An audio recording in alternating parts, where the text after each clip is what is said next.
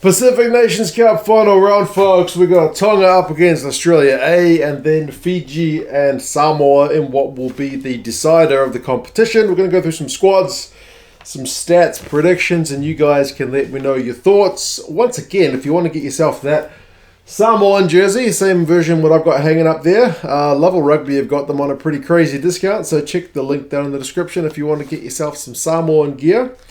Yeah, must be one of the cheapest items they've got on their site, so happy days.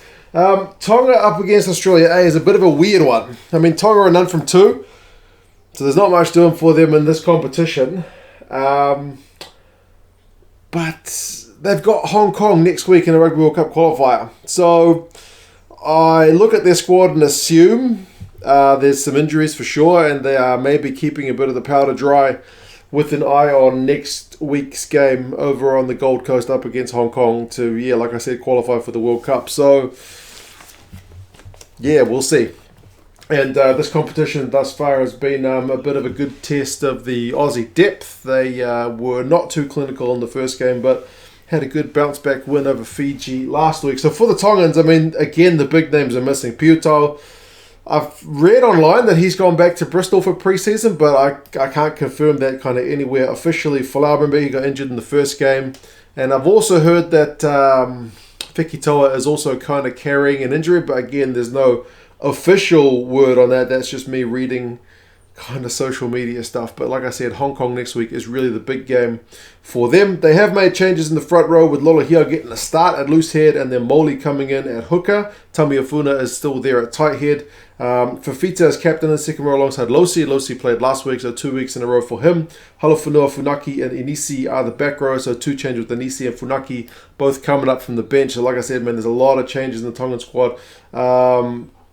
Manupaya is getting a start at 9, and you know when Takalua is not starting at 9, then this is really a changed Tongan squad, because that guy is really Mr. Consistent. And then William Havili is back to 10. Remember, he played 15 last week, 10 in week 1, so he's kind of chopping and changing. It means James Fiver is down to the bench. Same midfield though, Paya, that's Fetupaya and Taumupio at 12-13, so a bit of steady as she goes. Fainga Anuku's on the right wing, and Tuit Vuki is on the left wing, and then Mosia is at fullback. So there's a few guys who aren't changed. The midfield, the wingers, a couple of guys in the 4-pack like Big Ben, but yeah, man, it's a whole bunch of changes. If nothing else, the Tongans are getting a lot of depth building going into a World Cup cycle, assuming they're going to qualify past Hong Kong. But whoever loses the Hong Kong-Tonga match will not be out. They will have one more shot to go into the World Cup. Tonga's going to be massive favourites, but yeah, you've got to think that's where their minds are at right now. For the Aussie A side, it's been actually pretty stable. Billy Pollard comes in at hooker ahead of Matt Fassler, who's down to the bench. Gibbon and Robertson, same props. Sinclair and Smith, same locks. Udu, McWright, and Gleeson, same back row.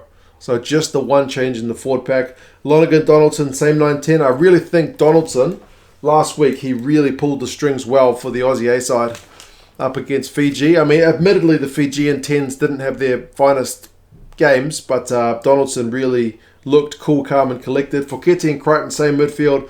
Peach and Dalgunu, the same wingers, and then Campbell, same fullback. So yeah, man, it's quite the opposite of the Tongan side. The Aussie A side is really, really stable. Faster, like I mentioned, down to the bench. Hupert and Ross are the props. So it's one change with Ross coming in. Jeremy Williams and Will Harris are the forward replacements. So Will Harris comes in. He'll be looking at some big carries when he comes on. Tuttle, Edmed, and Stewart, the back replacements. So that's the only area of real change. Edmed and Stewart coming into the 23 after not featuring in the last week's game. I mean, looking at the stats, I said the Aussie A side in the first week wasn't very clinical. Last week they still conceded 17 penalties, so that's way too many. But they were certainly way more clinical than round 1. We didn't see the kind of intercept given away. We didn't see the, the knock-ons and whatnot. They just looked a more settled team, maybe an extra week together. Plus the scrum looked a bit more settled too. For Tonga, they admittedly looked a lot better than round 1 as well. In their loss, I mean, round 1, they had like 22 or 23 turnovers conceded. It was like one of the craziest numbers you will ever see in terms of coughing up the ball. They couldn't get any points. They started the game well last week, but then when they got a yellow card, they conceded a bunch of points. They struggled defensively on the breakdown, conceded a few turnovers to the Samoans, but likewise pilfered a few as well. So neither side would be that happy with their defensive work at the breakdown, but yeah, certainly an area to improve. But as I say, I go into this one with the little kind of voice in the back of my head saying the real game for the Tongans is next week. So yeah, we'll see how they go. The bookies have got the Aussie A side by 18 points, which kind of speaks to the changes in the Tongan side maybe in the way the Aussies took it up a gear last week. Brendan Pickerel is the ref for that one. We're back in Lautoka, same as last week for this one. So that's the first game. And then you got Fiji up against Samoa. Samoa 2 from 2, man, so far. Pretty good start. Fiji 1-1. I do think Fiji's got a better points difference. So I think if they win, I'm not sure what the separating factors are. I'm assuming it's points difference. I think they need to get 5 points to match the Samoans on the points table. But yeah, either way, it's going to be an interesting one. Fiji, to be fair, last week were a wee bit disappointing up against the Aussie A side. I mentioned the 10s, Tela and Volavola. Neither of them really looked that slick. They both looked a bit rusty, eh? So, yeah, there is no Tela this week. He's back in Australia because his missus is having a baby. So, it is Volavola who comes in to the 10 jersey, which is, I don't know. It's a little bit of a question mark, eh? I still feel like the Fijians, maybe they just want to get their hands on the trophy, so they go with the experienced guy. It would have been nice to see someone else get a crack at 10, but I'm not sure what the depth is like in terms of other options with Fijian guys at 10. You guys will have to let me know if you're a bit closer to the scene. A few changes. Maui comes in at loose head from the bench, so he swaps places with Hetet, who's down to the bench. Matavesi and Solo, that's kind of steady as she goes. Ratuna Yarawa is still there in the second row alongside Ratuva. Ratuva's into the 23, so that is one change. Nasila Sila is also back into the 23. He's in the 6 jersey. Nosove and Tuisui are 7 and 8. Tuisui seems to have been kind of one of the more consistent guys of the campaign. Lamani and Volavola, like I mentioned, 9-10. Habosi is still on the wing, so the coach is obviously pretty impressed with what he's seen from that guy. He's been doing well for the draw, and he seems to be taking to international rugby pretty nicely. But the main change that I'm kind of happy to see, not that last week was bad, but Nayatha Level in that first game was unbelievable, and he's back into the 23. So he's in the 13 jersey. Potitu is up from the bench in 12. So I think if you're a Fijian fan, you'd be pretty happy with that midfield. I mean, you got lots of midfielders in Fiji. Tamani Valos had to go down to the bench, like I mentioned. He wasn't bad last week, but having Nayatha Level there certainly a bit of a boost. Waning Ngolo is there on the right wing, and then Tuisuvu is at fullback. So a couple of changes from last week. Vern Carter is certainly rotating the squad around a bit, so good for a bit of depth building from them as well. They have got a couple of changes with the Keneveri coming in as the backup hooker and Tangi as the backup tight heads. And then otherwise, I think the bench is relatively stable. Tamani Valu, like I mentioned, down to the bench. Tuisilva down to the bench. They got some game breakers who they can bring on if things aren't going too well. For the Samoans, like I mentioned, their campaign's been going pretty well. 2 from 2 is certainly nothing to complain about. And they've likewise made a few changes, not real wholesale, but they've given a few guys a few chances, which is pleasing to see. Like last week it was Alatimu at 10. The week before it was Yona. This week is back to Yona.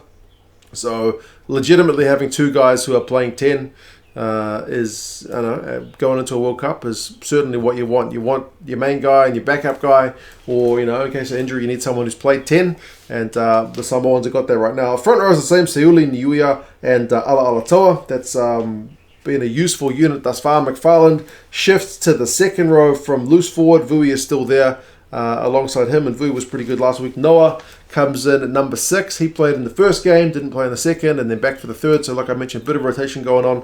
TONvAUA shifts from 8 to 7, and then Fritz Lee up from the bench into number 8. So, I liked Jordan TONvAUA last week. I thought he was impactful in the influence he had on the game. 7's obviously a different job, but he's a bit of a versatile guy, so I'm sure he'll do well. Inari and Yona, I think they were the same 19 combo in the first game, so maybe coach is trying to build 2 separate pairs, like Taumatene and Alatimu, and then Inari and Yona. Not sure, but either way, I am pleased that, the Samoans don't get enough game time in recent years, so pleasing to see them get some some regular time together. Liuia and Manu are the midfield. Manu moves to the 13 jersey this week, and then Formai, Awong and Tawala are the back replacements. So yeah, it's really some serious shuffling around from the Samoans, but I'll keep reiterating it. Yeah, man, the depth building and the combinations is pleasing to see. Lam, Lindemuth and Tuiloma are the forward replacements in the front row. Lindemuth, this will be his first international cap, so congratulations to him. Curry, Lam, the other forward replacements. Taumatini, Tafu and Visinia are the other back replacements. So yeah, man, this is going to be a really good way to start the weekend. I'm really pleased to see how both these games go. Obviously, the Tongans one is, I keep mentioning it, it's less important than their game next week. That just goes without saying. But for stats-wise with this game, I mean, last week, Fiji had 23 turnovers conceded. The week before, Tonga was 22, and I said you'll struggle to find a game where a team coughs up as much ball as that Tongan game. Well, the Fijians did it the very next week with 23. Tela and Vola legit struggled, but they still managed like close to 500 run meters. So they've still got the attacking presence that they've got with ball in hand.